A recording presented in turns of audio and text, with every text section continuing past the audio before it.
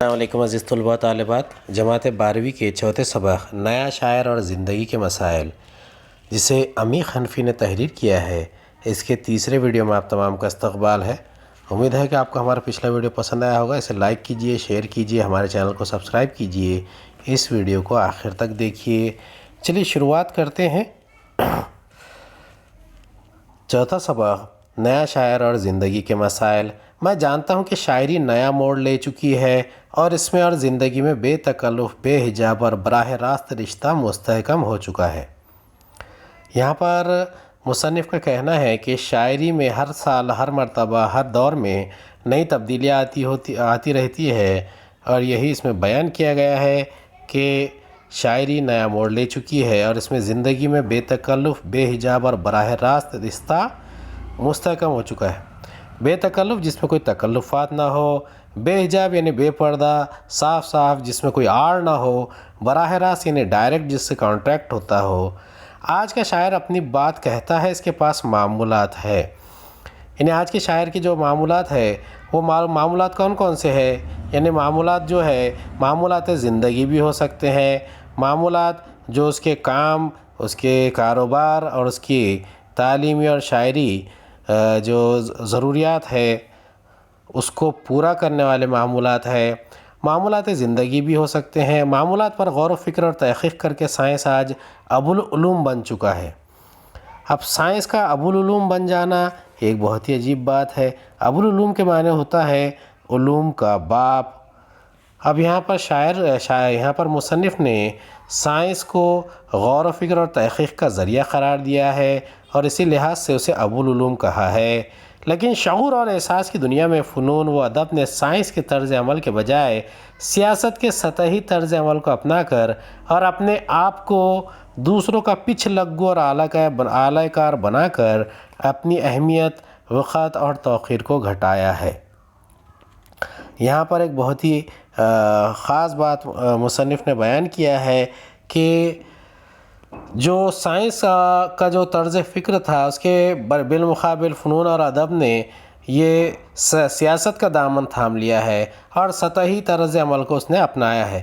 اب سطحی طرز عمل اپنانے سے کیا ہوا؟ پچ لگو بن گیا۔ پچ لگو ہونا کیا مطلب؟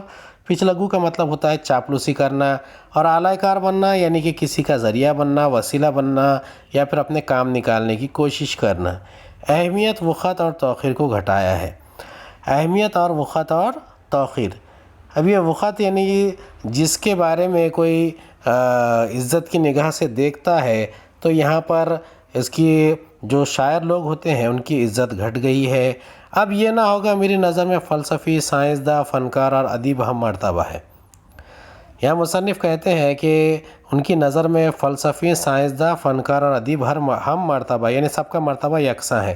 ایک خیال جو سائنسداں کے ذہن میں آتا ہے وہی ادیب اپنے سائنس فکشن کے ذریعے اسے عروبہ عمل میں لا سکتا ہے، فلسفی اس کے لیے نظریہ پیش کر سکتا ہے، اور فنکار اس کے لیے کوئی ایک ماڈل تیار کر سکتا ہے۔ اسی لیے انہیں ہم مرتبہ کہا گیا ہے۔ ٹیکنالوجی نے سیاست اور تجارت کی اطاعت قبول کر کے انسان اور انسانیت میں جو خلیج پیدا کر دی ہے اسے پاٹنا ضروری ہے۔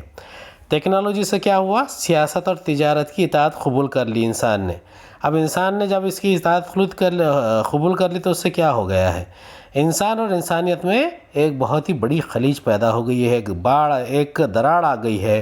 اب اسے پاٹنا تو بہت ضروری ہے، لیکن مادی ترقی کے نام پر استحصال و اقتدار کی جو پاگل دوڑ جاری ہے، آخر اس کی منزل مقصود کہاں ہے؟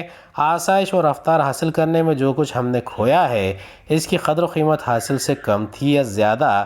بے شک ٹیکنالوجی اور صنعت نے انسان کو شاہ مائلڈز بنا دیا ہے، لیکن کہیں اس کا یہ ذرّی لمس اسے خود بے جان و بے روح سونے کی مورت نہ بنا دے۔ یہاں پر مصنف کہتے ہیں کہ مادی ترقی کے نام پر استحصال اور اقتدار کی ایک پاگل دوڑ جاری ہے، اور آخر اس کی منزل مقصود کہاں ہے کسی کو پتہ نہیں۔ اب ہر کوئی آسائش چاہتا ہے اور رفتار سے زندگی کے مراحل طے کرنے کی کوشش کرتا ہے۔ اب خلیج کا معنی ہوتا ہے دوری، فاصلہ بڑھا دینا جو انسان اور انسانیت کے درمیان ہو گیا ہے۔ لیکن یہاں پر وہ کہتا ہے کہ جو کچھ ہم نے کھویا ہے اس کی قدر و قیمت حاصل سے کم تھی یا زیادہ تھی، اس کے بارے میں ہم نے سوچنا چاہیے۔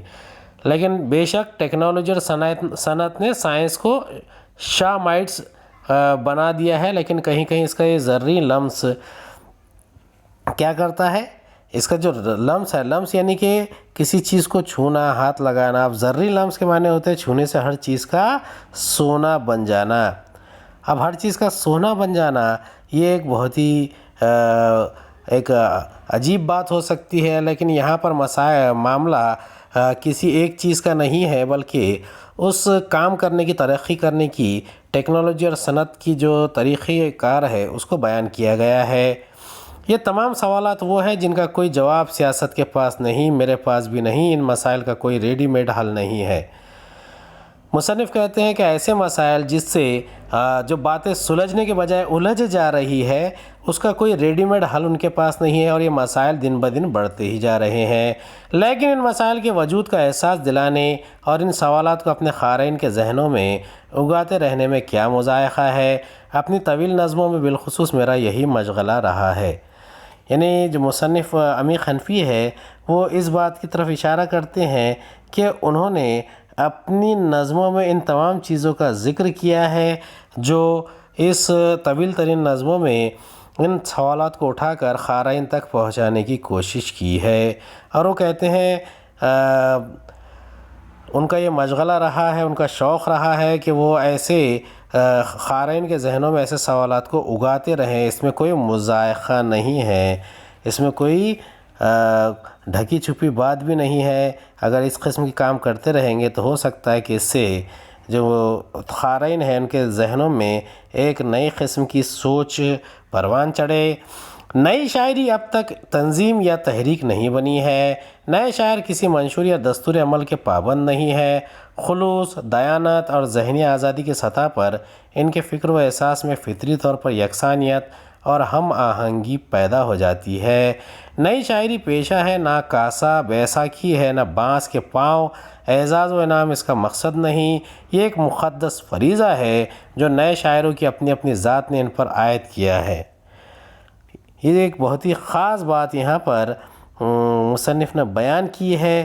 ان کا کہنا ہے کہ جو نئی شاعری ہے یہ اب تک تنظیم یا تحریک نہیں بنی ہے۔ اگر تنظیم یا تحریک بن جاتی تو شاید کوئی انقلاب لا پاتی۔ اب نئے شاعر کیا کہتا ہے کہ اس کا کوئی کسی منشور یا دستور عمل کے پابند نہیں ہے۔ یعنی کوئی دستور ہوتا ہے، کوئی منشور ہوتا ہے تو شاید وہ اس کے پابند کرتے۔ منشور کے معنی ہوتے ہیں اصولوں کا مجموعہ، دستور العمل یعنی کام کرنے کے اصول، منشور کے اوپر کام کرتے اور اس سے کچھ نئی تحریک ملتی۔ خلوص، دیانت اور ذہنی آزادی کی سطح پر ان کے فکر و احساس میں فطری طور پر یکسانیت اور ہم آہنگی پیدا ہو جاتی ہے۔ مصنف کا کہنا ہے کہ شاعر نے اپنے کام میں خلوص اور دیانت اور ذہنی آزادی کی سطح پر کام کرنا چاہیے۔ اس سے ان کے فکر و احساس میں فطری طور پر یکسانیت اور ہم آہنگی پیدا ہو جاتی ہے۔ خلوص یعنی اخلاص اور دیانت داری اور ذہنی آزادی کے ساتھ اگر کام کریں گے تو ہو سکتا ہے کہ اس میں کچھ نئے فکر کو بھی جنم لے، نئی طرزیں اس کے دنیا کے سامنے آئے۔ نئی شاعری پیشہ ہے، نہ کاسہ بیساکھی ہے، نہ بانس کے پاؤں۔ یہاں پر مصنف بیان کرتے ہیں کہ نئی شاعری جو ہے وہ کسی بیساکھی کے جیسی بھی نہیں ہے، نہ کاسہ ہے جس میں کسی سے آپ بھیک مانگ رہے ہیں۔ اب اعزاز و انعام اس کا مقصد نہیں ہے۔ یعنی عام طور پر جو شعراء کے بارے میں سوچا جاتا ہے کہ وہ کسی اعزاز و انعام کے مقصد سے شاعری کرتے ہیں تو یہ ایک قسم کا دھوکہ ہے، یہ غلط ہے۔ اب وہ کہتے ہیں کہ یہ ایک مقدس فریضہ ہے۔ اب یعنی کہ یہ فرض جو ہے بہت ہی زیادہ مقدس ہے جو نئے شاعروں کی اپنی اپنی ذات نے ان پر عائد کیا ہے۔ ہم لوگ ایک دوسرے کی تخلیقات سے محبت کرتے ہیں، تعریف، تنقید اور تردید کرنے میں لاگ اور لگاؤ سے کام نہیں لیتے۔ نئی شاعری کے لیے نئی تنقید کی ضرورت ہم بھی محسوس کرتے ہیں۔ یہاں مصنف کا کہنا ہے کہ جو نئی تخلیقات آتی ہے، چاہے کوئی بھی شاعر اسے بیان کرے، وہ سبھی اس سے محبت کرتے ہیں۔ تعریف، تنقید اور تردید کرنے میں لاگ اور لگاؤ سے کام نہیں لیتے۔ یعنی اگر کوئی اچھا لکھتا ہے تو اس کی تعریف کرتے ہیں، اس میں کوئی خامی رہ جائے تو تنقید کرتے ہیں، اگر اس میں کوئی تردد نہ ہو، کوئی بہتر کام کرتے یا پھر اس کی غلطی مان لی جائے تو اس کی تردید بھی کر دیتے ہیں، اور اسی لیے شاعری کے لیے نئی تنقید کی ضرورت وہ بھی محسوس کرتے ہیں۔ میرے لیے شاعری محض فارم، تکنیک، اسٹائل اور ڈکشن کا نام نہیں ہے۔ یہ مصنف کہتے ہیں، امیر حنفی کہتے ہیں کہ ان کے لیے شاعری جو ہے محض فارم یعنی طریقہ کار، تکنیک یعنی لکھنے کا طریقہ، اسٹائل اور ڈکشن کا نام نہیں ہے۔ ڈکشن کہتے ہیں ادب میں لفظوں کی زبان کا استعمال، یعنی لفظی ترکیب کا آپ کس طریقے سے استعمال کریں گے اسے آپ ڈکشن کہتے ہیں۔ تو یہاں پر مصنف کا کہنا ہے کہ شاعری محض فارم، تکنیک، اسٹائل اور ڈکشن کا نام نہیں ہے۔ شاعری کے لیے محدود و مخصوص لفظیات پر اصرار کرنا لغویت اور نہایت گھٹیا قسم کی عصبیت ہے۔ یہاں پر مصنف نے ایک بہت ہی بہترین بات کہہ دی ہے کہ جب کوئی شاعری کرتا ہے تو اس کی محدود مخصوص لفظیات پر اصرار کرنا ایک لغویت اور نہایت گھٹیا قسم کی عصبیت ہے۔ لغویت کے معنی ہوتے ہیں عام طور پر جو ہم ایسے الفاظ کا استعمال کرتے ہیں جو لغت بازی سے سامنے آئے، اور عصبیت یعنی کسی کی طرفداری کرنا، اور آپ کسی کی طرفداری میں اگر شعر و شاعری کرتے ہیں تو یہ غلط فعل ہے۔ صاف ذہن اور ایماندار وہ پرخلوص شاعرانہ احساس، زبان و بیان، اسلوب و حیت کی عاقبت از خود سنوار دیتے ہیں۔ مصنف کا کہنا ہے کہ صاف ذہن اور ایماندار و پرخلوص شاعرانہ احساس، زبان و بیان، اسلوب و حیت کی عاقبت از خود سنوار دیتے ہیں، یعنی شعراء کا یہ کام ہی ہوتا ہے کہ وہ صاف ذہن سے شاعری کرتے ہیں، ایمانداری سے، خلوص کے ساتھ شاعرانہ احساس کو بیان کرتے ہیں، ان کے زبان اور بیان میں شستگی ہوتی ہے، صفائی ہوتی ہے، اسلوب کی حیت بھی خاص ہوتی ہے۔ میں اپنی شاعری میں لفظوں کا استعمال کچھ اس طرح کرتا ہوں کہ معنویت کی دوہری پرتیں بن جاتی ہے۔ شاعر کا کہنا ہے کہ وہ اپنی شاعری میں لفظوں کا استعمال کچھ اس طرح کرتے ہیں کہ جس میں معنویت کی دوہری پرتیں بن جاتی ہے، ایک سطح پر ظاہری اور بصری حقائق سے لطف حاصل کیا جا سکتا ہے۔ اب یہ ظاہری اور بصری حقائق کیا ہے؟ یعنی نظر آنے والے حقائق، ظاہر ہونے والے یعنی سامنے نظر آ جائے، بصری جسے آپ دیکھ سکیں۔ اب جو حقیقت سے سامنے نظر آتی ہے چیزیں، آپ اس سے محظوظ ہو سکتے ہیں، اور اگر دوسری سطح تک رسائی ہو جائے تو اصل مدعا کھل جاتا ہے اور ادراک، احساس اور فکر اپنا ابلاغ کرنے لگتے ہیں۔ یہ بڑی عجیب بات ہے کہ ادراک یعنی سوچ، احساس اور فکر اپنی تبلیغ کر رہے ہیں، یہ کیسا معاملہ ہو سکتا ہے؟ دیکھیے، جب شاعری میں جب اچھے خیال کو آپ عام کریں گے تو وہ خود اپنا راستہ ڈھونڈ لیتا ہے، چاہے وہ غزل ہو یا پھر نظم ہو یا پھر دوسرے قسم کا کوئی خیال ہو۔ تو اسی لیے اسے کہا ہے کہ ادراک، احساس اور فکر اپنا ابلاغ کرنے لگتے ہیں۔ اس طرح لفظ بھی رہتا ہے اور علامت یا اشارہ بھی بن جاتا ہے، یعنی لفظ جو لفظ رہتا ہے اور علامت اور اشارہ بھی بن جاتا ہے۔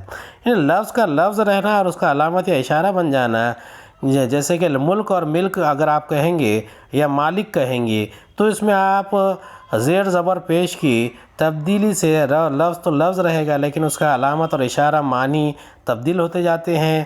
ہم عروضی موزونیت کے عادی ہو گئے ہیں مگر اس کے بغیر بھی شاعری ممکن ہے۔ یہاں پر شاعر کا خیال ہے کہ ہم کیا ہو گئے ہیں؟ ہم عروضی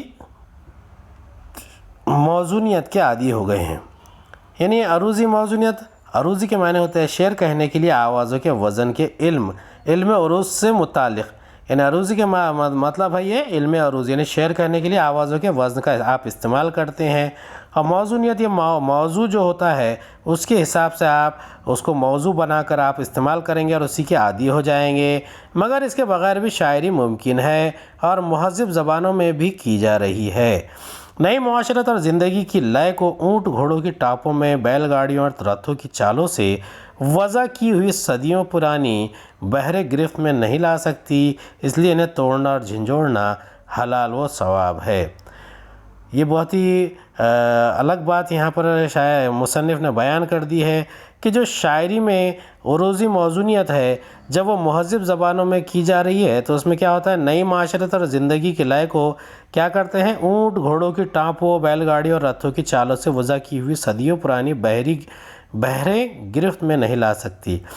یعنی صدیوں پرانی جو معاشرت کی طرز زندگی تھی جس میں اونٹ گھوڑوں کا استعمال ہوتا تھا، بیل گاڑیوں کا استعمال ہوتا تھا، رتھوں کی چالوں کو بیان کیا جاتا تھا، اس سے جو بحریں بنی تھی تو وہ بحریں ان شعراء کے کلام کو اپنی گرفت میں نہیں لا سکتی، اس لیے انہیں توڑنا اور جھنجھوڑنا حلال و ثواب ہے۔ اب اسے توڑنا جھنجھوڑنا بہت زیادہ ضروری ہو گیا ہے اور باعث ثواب بھی مصنف مانتے ہیں۔ حادثات و واقعات مجذوب اور شعبدہ بازوں کی ہجوم آفرینی سے ہٹ کر میں اپنے شعلے کی شناخت کے لیے سرگرداں ہوں۔ مصنف کا یہاں پر ایک اپنے مجموعے کی طرف اشارہ ہے، شعلے کی شناخت، جس میں وہ حادثات واقعات مجذوب اور شعبدہ بازوں کی ہجوم آفرینی سے ہٹ کر بیان کرتے ہیں۔ آفرینی یعنی بنانا، تخلیق کرنا، اب ہجوم آفرینی یعنی ہجوم کو اکٹھا کرنا۔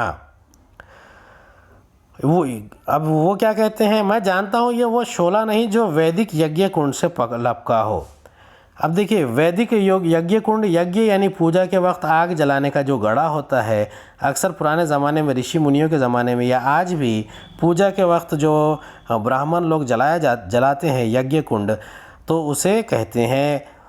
وہ بھی نہیں ہے جو آتش کدہ ایران میں شب و روز روشن رہتا تھا، یعنی جو زرتشتی لوگ یا پھر پارسی لوگ جو آتش کدہ جلاتے تھے، تو آتش کدہ ایران میں شب و روز یہ تمام چیزیں روشن رہتی تھی۔ نہ وہ ہے جس پر میتھیوس چرا کر عذاب میں مبتلا ہوا تھا۔ اب یہاں پر مصنف کہتے ہیں کہ پرومیتھیوس چرانا اور عذاب میں مبتلا ہونا جو ہے وہ جس نے کوہ طور کو سرما بنا دیا تھا۔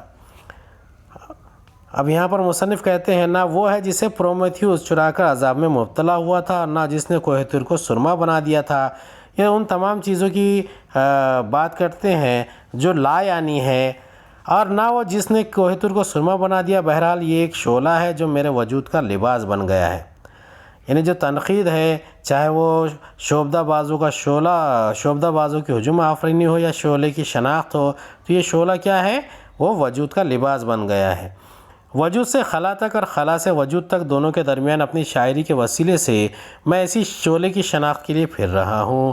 مصنف کا جو آخری خیال ہے وہ اس بات کی غمازی کرتا ہے کہ وہ اپنے آپ کو شعلے کی شناخت میں سرگردہ کہتے ہیں، اور انسان کا وجود دنیا میں ہے، اور دنیا سے خلا تک یعنی خدا تک اس کی جو رسائی ہے، اس کا جو پکار ہے، وہ اس بات کو بیان کرتی ہے کہ انسان کا وجود جو ہے دنیا سے خلا تک اور خلا سے وجود تک بیان کر رہے ہیں، اور یہی چیز شاعری میں شعلے کی شناخت کے لیے مصنف پھرنے کا ذکر کرتے ہیں۔